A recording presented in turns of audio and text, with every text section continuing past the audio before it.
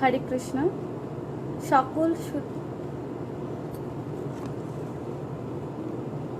হরি বল। হরে কৃষ্ণ।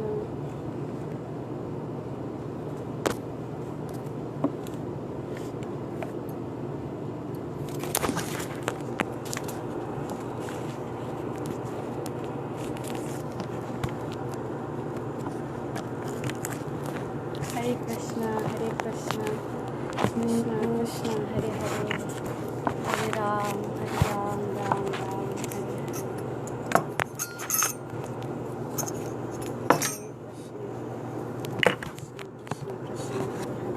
হরে রাম রাম রাম হরে হরে।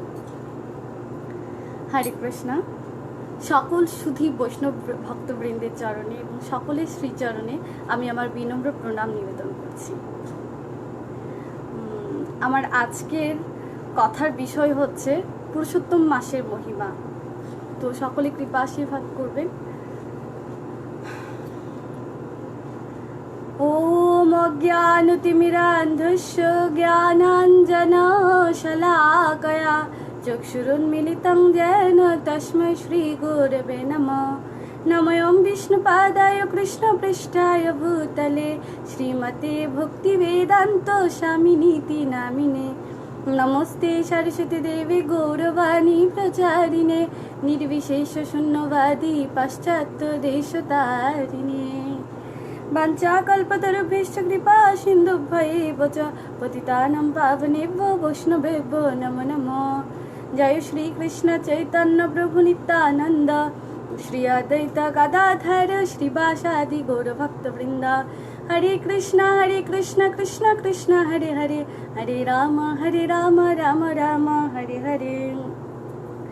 वंदे नवघन श्यामं दिवुझं मुरलीधरं पीताम्बर धर देवं शरधं पुरुषोत्तमं। हरे कृष्ण। তো আমরা সকলেই জানি এখন কি মাস চলছে, যে অধি মাস, পুরুষোত্তম মাস। তো আজকে আমরা সেই অধি মাস আর পুরুষোত্তম মাসের ছোট্ট কিছু লীলা, যেগুলো আমি আচার্যদের কাছ থেকে শুনেছি, বলার চেষ্টা করব। তো একদিন স্কন্দ পুরাণ আর পদ্ম পুরাণে বিশেষত এই পুরুষোত্তম মাসের মহিমা বিস্তারিতভাবে বর্ণনা করা হয়েছে। একদিন কৃষ্ণ কাম্যবনে পথ দিয়ে যাচ্ছিলেন, তখন দেখলেন যুধিষ্ঠির সহ দ্রৌপদীরা সেখানে বনবাস কাটছিলেন। বনবাস করতে করতে তারা হঠাৎ এসে কাম্যবনে এসে উপস্থিত হলেন। তখন সেই কাম্যবনে কৃষ্ণ তাদেরকে দেখে তার হৃদয় অত্যন্ত ব্যথিত হলো। কেন কি পঞ্চপাণ্ডব সহ দ্রৌপদী ভগবানের খুব প্রিয় পার্শ্বদ ছিলেন। তো তাদের এই কাছে ভগবানের এই প্রিয়জনদের এই দুঃখ দেখে ভগবান তাদের কাছে গেলেন। তারপর পঞ্চপাণ্ডব বললেন যে, হে ভগবান, হে মাধব, আমরা না হয় কষ্ট পাচ্ছি এই জন্মে, কিন্তু দ্রৌপদী দেখো, তার 5 জন স্বামী থাকা সত্ত্বেও, তার রাজার কন্যা হওয়া সত্ত্বেও, রাজরানী হওয়া সত্ত্বেও সে কেন এত কষ্ট পাচ্ছে? তখন কৃষ্ণ বললেন যে, হ্যাঁ, আমার হৃদয় অত্যন্ত ব্যথিত হচ্ছে, ইচ্ছে করছে এই মুহূর্তে আমি দুর্যোধনকে হত্যা করে তোমাদের রাজসিংহাসন ফিরিয়ে দিই, এক্ষুনি আমি সমস্ত কিছু সমাপ্ত করি, কিন্তু তোমাদের কর্মফলের দরুন এই দুঃখ তোমাদের ভোগ করতে হচ্ছে। তবে শোনো দ্রৌপদীর পূর্বজন্মের কাহিনী। দ্রৌপদী পূর্বজন্মে মেধাবী রাজা নামে এক রাজার কন্যা ছিলেন। তো সেই মেধাবী রাজা অত্যন্ত ভজন পরায়ণ ছিলেন, সাধন ভজন পরায়ণ ছিলেন। তিনি তার ভজনে এতটাই মগ্ন ছিলেন, তার একটা উপযুক্ত কন্যা ছিল, সে কথা তিনি ভুলেই গিয়েছিলেন। তখন তার ভজন সাধন করতে করতে তিনি এক পর্যায়ে বৃদ্ধ হয়ে দেহ রাখলেন, আর তিনি তার যে উপযুক্ত কন্যাটি ছিল তার কথা ভুলেই গেলেন। আর সেই মুহূর্তে দ্রৌপদীর পূর্বজন্মে তার সেই কন্যাটির অবস্থা কি হলো? পিতা তার দেহ রাখলো, তার কোনো বড় ভাই নেই, তার আস্তে আস্তে দিন গত হতে লাগলো। সে নিজেকে অসুরক্ষিত অবস্থায় খুব হতাশ বোধ হতে লাগলো, সে নিজেকে খুব দুঃখ অনুভব করছিল। ঠিক সেই মুহূর্তে একদিন দুর্বাসা মুনি এলেন সেই দ্রৌপদীর পূর্বজন্মের কন্যাটির কাছে। তো দুর্বাসা মুনি ছিলেন মেধাবী রাজার অত্যন্ত কাছের একজন বন্ধু। তখন দ্রৌপদীর দুঃখ দেখে দুর্বাসা মুনি বললেন, হে কন্যা, অধিমাস নামে একটি মাস আছে যেটি পুরুষোত্তম মাসের নামে খ্যাত। তুমি সেই ব্রত পালন করার চেষ্টা করো, তাহলে তোমার সেই দুঃখ ঘোচন হবে। তখন দ্রৌপদী খুব তুচ্ছতাচ্ছিল্য স্বরে হেসে উঠলেন, বললেন, কি বলছেন মুনিবর? যে মাসটি মল মাস নামে খ্যাত, যে মাসে কোনো পূর্ণ তিথি নেই, আমি সেই মাসটি পালন করব? আপনিও না, বলে দ্রৌপদী খুব তুচ্ছতাচ্ছিল্য ভরে কথাটা উড়িয়ে দিল।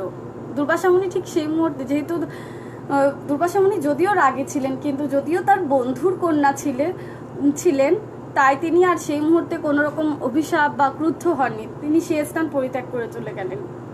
তো পুরুষোত্তম মাসকে অবহেলা করা বা তুচ্ছতাচ্ছিল্য ভরে উড়িয়ে দেওয়ার জন্য দ্রৌপদীর পরিণতি কি হলো পূর্বজন্মে?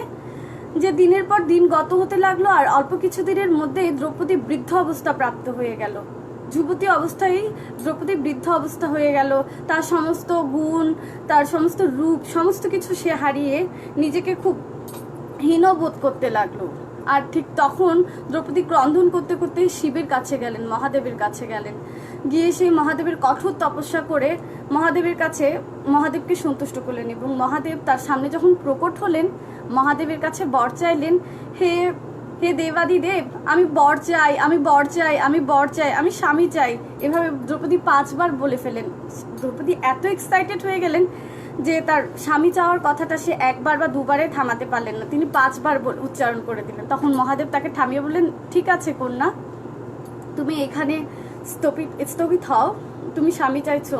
আচ্ছা হ্যাঁ মহাদেব, আমি সুরক্ষা চাই। আজকে সুরক্ষা নেই বলে আমার পিতা নেই, আমার একটি বড় ভাই নেই, আমার বিবাহের বয়স চলে গেল, কত হয়ে গেল, আমি সব কিছু হারিয়ে বসে আছি শুধুমাত্র সুরক্ষার অভাবে, আমি সুরক্ষা চাই। তখন মহাদেব বললেন, ঠিক আছে, তুমি 5 জন স্বামীর পত্নী হবে তুমি। তখন দ্রৌপদী আরো ভয় পেয়ে গেলেন, 5 জন স্বামী? তখন দেবাদিদেব বললেন, এখনই ভয় পেতে হবে না, এই জন্মে নয়, পরবর্তী জন্মে তুমি 5 জন স্বামীর পত্নী তুমি হবে। তো এইভাবে দ্রৌপদী এক জন্মে তো তার দুঃখগুলো ভোগ করলেন, তার রূপগুণ সব হারালেন। পরবর্তী জন্মে যদিও সে 5 জন স্বামী বর পেয়েছিলেন, রানী ছিলেন, সব কিছুর পরও দ্রৌপদী অসুরক্ষিত অবস্থায় তাকে বনবাসে যেতে হয়েছিল, তাকে ভরা রাজসভায় তার বস্ত্র হরণ হয়েছিল, এতগুলো দুঃখ দুর্দশা ভোগ করতে হয়েছিল। কৃষ্ণ বলছিলেন যে শুধুমাত্র পূর্বজন্মের পুরুষোত্তম মাসকে অবহেলার কারণে দ্রৌপদীকে এতগুলো যন্ত্রণা ভোগ করতে হয়েছিল। তাহলে আমরা বুঝতে পারছি যে পুরুষোত্তম মাস কতটা মহিমান্বিত একটা মাস। তো এইভাবে কৃষ্ণ তার প্রথম পর্ব শেষ করে দিলেন। প্রথম পর্ব শেষ করার পর তখন যুধিষ্ঠির এবং পঞ্চপাণ্ডব সহ খুব উৎসাহিত হয়ে জিজ্ঞেস করলেন, হে কৃষ্ণ, তাহলে আপনি আমাদের বলুন যে এই পুরুষোত্তম মাসের মহিমাই কি, যে এই পুরুষোত্তম মাস কি, যা না জেনে আমরা এত দুঃখ কষ্ট ভোগ করছি। তাহলে কৃষ্ণ তখন বললেন, হ্যাঁ শোনো তাহলে সেই পুরুষোত্তম মাসের মহিমা। তো বলছে যে পুরুষোত্তম মাস একটা পরম্পরা এসেছেন, পরম্পরাটা আমাদের সকলের মনে রাখা উচিত। পুরুষোত্তম মাসের যে পরম্পরা, সেটা আমাদের সকলের মনে রাখা উচিত। পুরুষোত্তম মাসের পরম্পরাটা ছিল যে পুরুষোত্তম মাসের মহিমা কে কাকে প্রথম বলেছিলেন। কৃষ্ণ যুধিষ্ঠিরকে বলছিলেন, যখন যুধিষ্ঠির সহ পঞ্চপাণ্ডবকে বলছিলেন সেই পুরুষোত্তম মাসের মহিমা, কৃষ্ণ বলছেন, আমি তোমাদেরকে এখন যে পুরুষোত্তম মাসের মহিমা বলেছি সেটা আগে নরনারায়ণ ঋষি, অর্থাৎ বদ্রিকাশ্রমে ভগবান নারায়ণ যে নরনারায়ণ ঋষি রূপে এসেছিলেন, তিনি নারদকে বলেছিলেন। আর নারদ কোত্থেকে শুনেছিলেন? নারদ শুনেছিলেন সুখদেব গোস্বামীর কাছ থেকে, আর সুখদেব গোস্বামী বলেছিলেন পরীক্ষিত মহারাজকে। সুখদেব পরীক্ষিত সমাচার থেকে নারদ মুনি এই পুরুষোত্তম মাসের মহিমা শ্রবণ করেছিলেন। আর পরীক্ষিত মহারাজ বলেছিলেন সুত গোস্বামীকে, যেটা নৈমিষারণ্যে হাজার হাজার মণি ঋষিদের মাঝে শ্রীমদ্ ভাগবতমে সুত গোস্বামী সনকাদি ঋষিদেরকে এই পুরুষোত্তম মাসের অধিমাসের মহিমা বর্ণনা করেছিলেন। তাহলে 4টা ধাপ আমাদের এই পরম্পরাটা মনে রাখা উচিত পুরুষোত্তম মাসে। যে প্রথমে কৃষ্ণ যুধিষ্ঠিরকে বলেছিলেন, কৃষ্ণ যুধিষ্ঠির কার কাছ থেকে শুনেছিলেন? নরনারায়ণ ঋষি এবং নারদ সংবাদ থেকে। আর নরনারায়ণ ঋষি কার কাছ থেকে শুনেছিলেন? সুখদেব গোস্বামী এবং পরীক্ষিত মহারাজ থেকে। এবং পরীক্ষিত মহারাজ এবং সুখদেব গোস্বামীর পরম্পরাটা এসেছে সুত গোস্বামী এবং সনকাদি ঋষিদের কাছ থেকে। 4টা ধাপ। এই 4টা ধাপ আমাদের মনে রাখাটা উচিত, আচার্যরা বলে যে পুরুষোত্তম মাসের। তো কিভাবে এই পুরুষোত্তম মাসের সৃষ্টি হলো? বলছে যে আমাদের যে সৌরচক্র, আমাদের যে দিনপঞ্জিকা, তার মধ্যে সৌরবর্ষ এবং চন্দ্রবর্ষ বলে দুটো দিনপঞ্জি থাকে। সৌরবর্ষ মানে আমরা জানি যে সূর্য যখন পৃথিবীর চারপাশে ঘুরে তখন 365 দিন হয়, আর চন্দ্র ঘুরতে সময় লাগে 354 দিন। তাহলে চন্দ্র এবং সূর্যের যে ফারাক ব্যবধান, তাতে 11 দিনের ব্যবধান থাকে। এই 11 দিনের ব্যবধানটা প্রতি বছরে সামঞ্জস্য করতে 2.5 থেকে 3 বছরের মধ্যে একটা অধিক মাস, 1 মাস অধিক, 30 দিনের অধিক সৃষ্টি হয়ে যায়। সেই অধিক মাসটাই হচ্ছে অধিমাস বা পুরুষোত্তম মাস নামে খ্যাত। তো এইভাবে চন্দ্র এবং সূর্যের দিনপঞ্জির মাঝখান থেকে যখন একটা মাসের উদয় হলো, সে মল মাস নামে খ্যাত হয়ে গেল এই জড়জগতে, এই পৃথিবীতে। তখন এই মল মাস যখন সৃষ্টি হলো, সে প্রত্যেক মাসের একজন অধিপতি দেবতা আছেন, তাদের রক্ষাকর্তা দেবতা আছেন। প্রত্যেক মাসেই শুভ শুভ তিথি থাকে, কিন্তু এই মাসে কোনো শুভ তিথি পড়ছে না, এই মাসের কোনো অধিকর্তা নেই, তাকে রক্ষা করার কোনো অধিষ্ঠাত্রী দেবী নেই। তো মল মাস নিজেকে খুব, সে যেখানেই যাচ্ছে বিতাড়িত হচ্ছে, আর তাকে সবাই দূর দূর করে তাড়িয়ে দিচ্ছে। মল মাস কোথাও কোনো ঠাঁই পাচ্ছে না, মল মাসকে সবাই ত্যাগ করছে, তাতে সেই মাসে কেউ কোনো পূজা অর্চনা করছে না, সেই মাসকে কোথাও কেউ ঠাঁই দিচ্ছে না। তো মল মাস এইভাবে নিজেকে খুব দুঃখী বোধ করে অনেক জোরে জোরে ক্রন্দন করছে, বলছে যে আমি চন্দ্র সূর্যের এই ব্যবধানকে, এই দূরত্বকে সামঞ্জস্য বয়ে আনার জন্য, পৃথিবীর মঙ্গলের জন্য আমি সৃষ্টি হলাম, সেটাই কি আমার দোষ যে আজকে আমি সব কিছু থেকে বিতাড়িত হচ্ছি? তখন সে ক্রন্দন করতে করতে বৈকুণ্ঠলোকে বিষ্ণুর কাছে গেলেন, আর বিষ্ণুর কাছে গিয়ে সবিস্তারে সমস্ত দুঃখ কেঁদে কেঁদে বললেন। তখন বিষ্ণু তার দুঃখ শুনে বললেন, হ্যাঁ সত্যি তোমার দুঃখের কথা শুনে আমার নিজেরও দুঃখ বোধ হচ্ছে, চলো আমরা যাই গোলক বৃন্দাবনে কৃষ্ণের কাছে। তখন গেলেন, বিষ্ণুকে দেখা মাত্রই গোলক বৃন্দাবনের দ্বারপালরা দরজা খুলে দিলেন, বিষ্ণু প্রবেশ করলেন।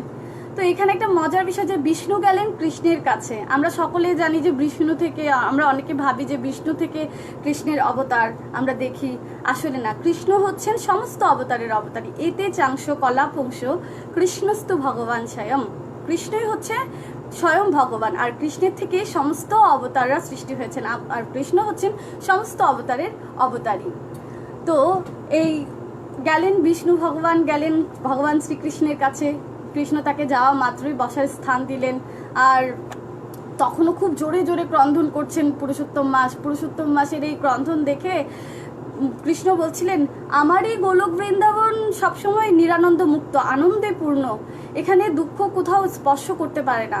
কে তুমি? তুমি কাকে নিয়ে এসছো যে ক্রন্দন করছে এভাবে, আমার এই নিত্যধামে এসেও ক্রন্দন করছে? তখন পুরুষোত্তম মাস তার দুঃখ সব বললেন যে আমি কোথাও ঠাঁই পাচ্ছি না, আমার অনেক দুঃখ, আমার কোনো অধিষ্ঠাত্রী দেবী নেই, আমার কোনো রক্ষাকর্তা নেই, হে নাথ আমায় রক্ষা করুন, আমাকে রক্ষা করুন। এভাবে কৃষ্ণের চরণে যখন আত্মসমর্পণ করলেন, কৃষ্ণ বলছেন তখন,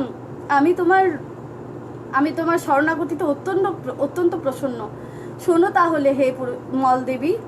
তিনি একজন দেবী ছিলেন, মলমাস একটি দেবী রূপে ছিলেন।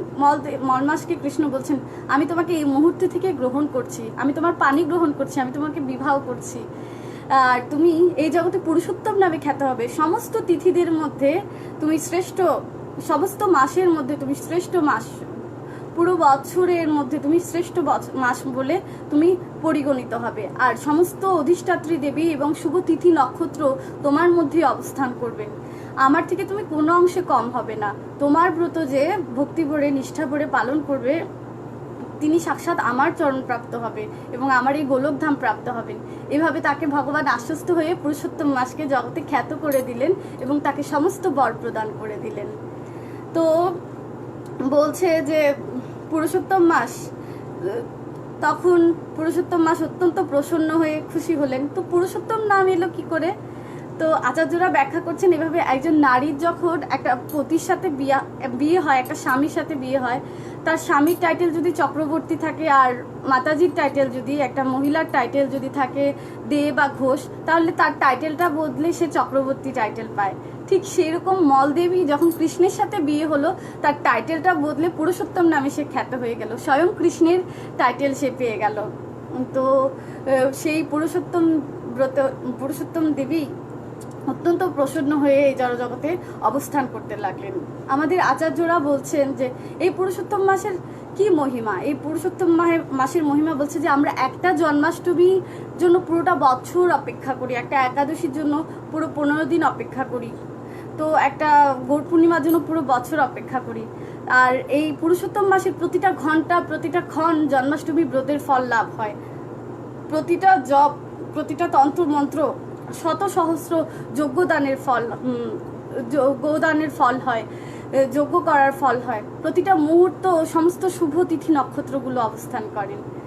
কতটা মহিমান্বিত এই পুরুষোত্তম ব্রত, যেখানে সমস্ত শুভ নক্ষত্র, শুভ তিথিগুলো এই মাসেই অবস্থান করেন। তো এই মাসের করণীয় হিসেবে আমাদের শ্রীশ্রীমৎ জয়প্রকাশ স্বামী গুরু মহারাজ বলেন যে 3টা কার্য অন্তত ভক্তদের অবশ্যই করা উচিত, যেখানে শাস্ত্রে লিপিবদ্ধ করা হচ্ছে। প্রথম হচ্ছে ব্রহ্ম মুহূর্তে উঠে পূর্ণ তিথিতে স্নান, পূর্ণ নদীতে স্নান। পূর্ণ নদী যেহেতু আমরা এইখানে সবাই শহরে, প্রত্যেকের তো সুযোগ হয় না গঙ্গায় গিয়ে স্নান করা বা পবিত্র তীর্থে গিয়ে স্নান করা। পবিত্র নদীতে স্নান করার মাহাত্ম্য অনেক। বলছে কেউ যদি এই মাসে একবার গঙ্গায় স্নান করে 12 বছর সে গঙ্গা স্নানের ফল লাভ করেন, একবার ডুবে মাত্র। তো এই মাসে পবিত্র নদীতে স্নান করা উচিত, যেহেতু আমাদের আশেপাশে যদি পবিত্র কোনো স্থান না থাকে, যে স্নান করার মতো গঙ্গা বা পবিত্র তীর্থস্থান না থাকে, তখন আমরা কি করতে পারি, আমাদেরকে শ্রীশ্রীমৎ জয়প্রকাশ স্বামী গুরু মহারাজ একটা সুবিধা দিয়েছেন যে আমরা সকালবেলা উঠে আমাদের বালতির জলে বা যেখানে আমরা স্নান করি ওই জলের মধ্যে আমরা জোরে জোরে গঙ্গা গঙ্গা গঙ্গা বলে 3বার গঙ্গাকে চিৎকার করে ডেকে গঙ্গাকে আহ্বান করে আমরা সেই গঙ্গার জলে আহ্বান করে গঙ্গায় স্নান করতে পারি। আর এইভাবে আমরা গঙ্গা স্নানের ফল লাভ করতে পারি। প্রথমটা গেল যে পবিত্র স্থানে পবিত্র জলে স্নান। দ্বিতীয়টা হচ্ছে জপ, মন্ত্র জপ। মন্ত্র এই মাসে যত রকম মন্ত্র আমরা জপ করব তার সুফল অত্যন্ত মধুর। বেশি বেশি হরির নাম জপ, চৌরাগ্রগণ্য অষ্টকম জপ, রাধিকা অষ্টকম, জগন্নাথ অষ্টকম, আমরা যত রকম মন্ত্র পাঠ করতে পারি এই মানে ভগবানকে সন্তুষ্ট করার জন্য অত্যন্ত শুভ এবং মঙ্গল। আর এটা করা অত্যন্ত শুভ, উচিত, আমাদের প্রত্যেকেরই উচিত যে এই মাসে বেশি বেশি জপ করা, মন্ত্র জপ, স্তুতির মাধ্যমে ভগবানকে সন্তুষ্ট করা। আর তৃতীয় হচ্ছে দান করা। দানের মাহাত্ম্য অপার এই মাসে যে বিন্দুমাত্র দান করবে ভগবান তাকে সহস্রগুণে ফিরিয়ে দেন। তাই এই মাসে আমাদের সাধু গুরু বৈষ্ণবদের দান করা উচিত, আমাদের গোদান করা উচিত। আমাদের অবশ্যই উচিত কোভিড-19-এর মতো এই সিচুয়েশনে ভক্তদের পাশে দাঁড়ানো, মন্দিরে এই ব্রাহ্মণ বৈষ্ণবদের ভোজন করানো, ভগবানের সেবায় যাওয়া। দান করার মহিমা অত্যন্ত অপার। তাই আপনারা যেই দান করার কোনো প্ল্যান করছেন এই বছর, তাহলে এই পুরুষোত্তম মাসে অবশ্যই সুযোগ হাতছাড়া করবেন না, যে এই মাসেই আপনারা দান করে ফেলতে পারেন। দানের মহিমা অপার। তাহলে এই 3টা জিনিস পুরুষোত্তম মাসে অত্যন্ত শুভ এবং অবশ্যই করণীয়। সেটা হচ্ছে পবিত্র নদীতে স্নান, জপ, বেশি বেশি মন্ত্রস্তুতি জপ এবং দান করা। তো এই হচ্ছে পুরুষোত্তম মাসের মহিমা, যেটা সমস্ত শাস্ত্রে বলছে। বেদেও তার মহিমা ধরে না যে এত মহিমান্বিত এই মাস। আর আমার মতো তুচ্ছ নগণ্য ব্যক্তি কী বা মহিমা শ্রবণ করাবে। তো আপনারা সকলে ভুল ত্রুটি ক্ষমা সুন্দর দৃষ্টিতে দেখবেন। আমি যতটুকু আচার্যদের মুখে শুনেছি তা বলার চেষ্টা করেছি। হরে কৃষ্ণ। সকলে করুণা রাখবেন। আর সকলে এই পুরুষোত্তম মাসে ভগবানের শরণাপন্ন হয়ে বেশি বেশি জপ, ভগবানের সেবা, পূজা অর্চনা, ভগবত চরণে নিজেকে আত্মসমর্পণ করা, গীতা ভাগবত শ্রবণ করা, পাঠ করার চেষ্টা করবেন। হরে কৃষ্ণ হরে কৃষ্ণ হরে কৃষ্ণ কৃষ্ণ কৃষ্ণ হরে হরে, হরে রাম রাম রাম হরে হরে। জয় জয় পুরুষোত্তম মাস কি জয়। সমস্ত গৌর ভক্তবৃন্দ কি জয়। নিতাই গৌর সীতানন্দ প্রেমানন্দে। হরি হরি বল।